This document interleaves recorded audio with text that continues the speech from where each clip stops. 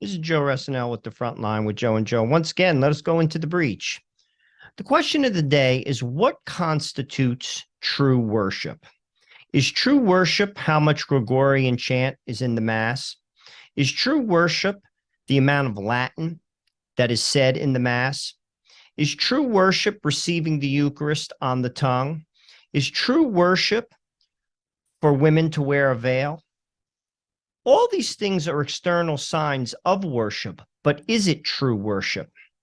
I think in the book of Isaiah today, God speaks to our hearts. This is what he says. Thus says the Lord, share your bread with the hungry, shelter the oppressed and the homeless, clothe the naked when you see them, and do not turn your back on your own.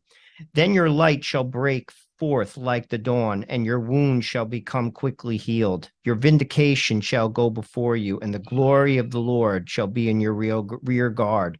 Then you shall call to the Lord, and the Lord will answer. You shall cry for help, and he will say, here I am. If you remove from your midst oppression, false accusation, malice speech, if you bestow your bread on the hungry and satisfy the afflicted, then light shall rise for you in the darkness, and the gloom shall become for you like midday. All those things that I noted earlier, describing true worship, external signs of true worship. Do we look down on people who don't do those things? Do we? Do we have an arrogant attitude because we do those things?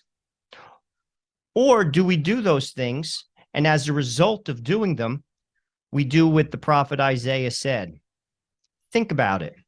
True worship does not exist in externals. True worship lies in the heart, loving God above all things and loving neighbor as yourself. That is true worship.